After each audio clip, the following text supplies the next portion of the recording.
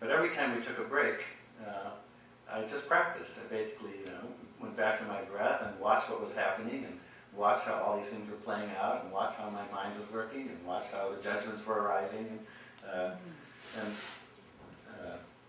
there are, up here I was going to try to integrate it with text, but these same wisdom texts say things like, well, we said the first one, be patient in judgment. So another one says, don't judge people till you've been in their place.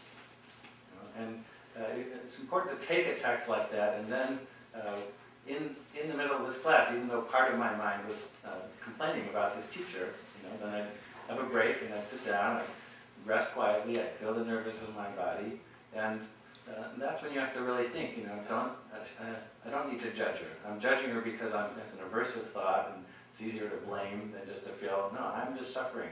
And I'm not in her place.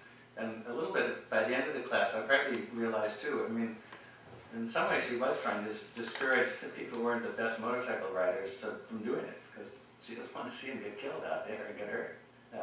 There's actually there's a good side to what she was doing, but I didn't like it at all.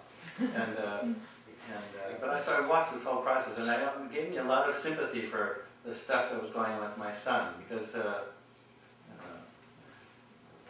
I think vis-a-vis the studying in school, he's not getting good feedback, and it's not surprising, really. I don't like to do things I'm not good at, that I get bad feedback about, and I felt a lot more, from this class, I felt a lot more sympathy for my son. It's like, it's probably not so much fun going to school and not wanting to do it, and having to deal with Johanna and with me and with the teachers, and no wonder he doesn't want to do that, And so these are all lessons from taking motorcycle lessons, right? And all of life is that way. If we really pay attention to our lives with wisdom, then these teachings, the teachings are beautiful in the book. Yes, don't judge somebody. And then when you sort of work with it in your life, that's where the teaching becomes a real teaching. Just like the boy in the story, first he noticed what was going on with people. Then he got interested in the text and learned these principles, and then he still worked with people.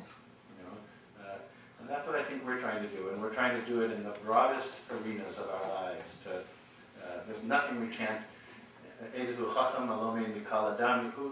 Who's wise, a person learns from every man, from every woman, from every event, from every moment. Limnot Yemenu, Keino Davinavi, Levav Chachma, in Psalm 90. Now Norman read it in his translation. Teach us to count our days that we may acquire a heart of wisdom. Sort of count our days, maybe there means like, how many days have we got here? Use every one. Count every moment. Every moment counts. Every experience counts. And when you pay attention to every moment and every experience, that is really the path to wisdom. And the kind of wisdom that can really lead to our happiness. And without looking, with thoughtlessness, we're just doomed to suffer and struggle through this life. Let's just sit quietly.